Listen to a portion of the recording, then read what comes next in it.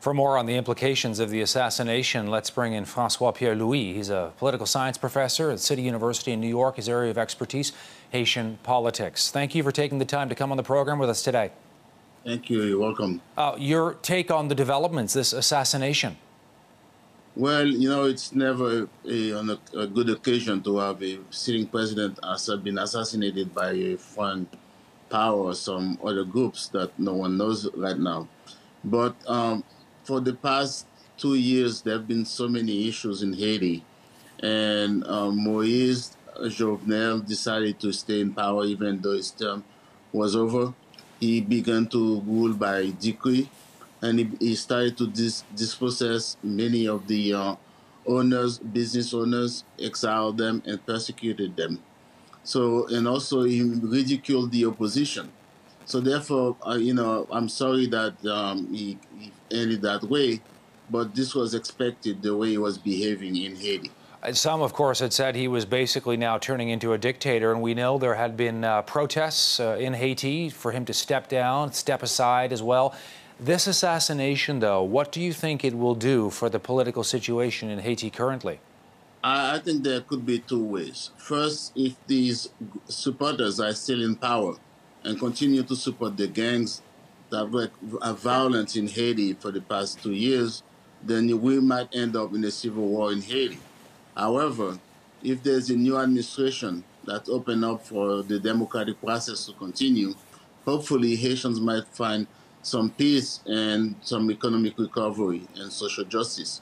And especially Haiti is the only country in the Caribbean right now that has not vaccinated any one of its population from COVID-19. Therefore, even President Moise even himself refused to accept the first batch of vaccines that were given to him. So therefore, I think that would be an opening for a new way, a new life in Haiti if the right team comes to power. The assassination to one side, you are saying that this is actually potentially a positive development for Haiti. Yes, I think so.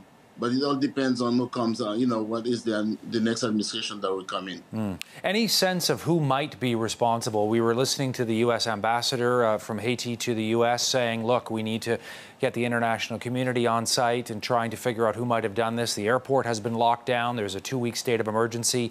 We're hearing about, foreign powers potentially involved. Any insights? Well, he made so many enemies. He made enemies with the private sector. He neglected the call from the opposition to talk to them and create a government or a unity government. He made enemies with different other groups. He divided the country into gangs. So you may have gangs that are supporting him and gangs that did not support him. And also he made so many promises that he couldn't keep. He also took, there was this whole investigation on the Petro-Caribe money that was squandered, and he used a lot of it himself for his personal use.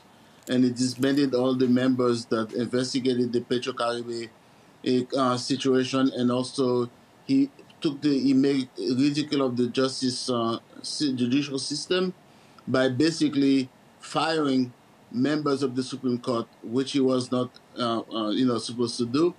And he began to rule by decree by closing Parliament and firing all the municipal officials that were elected.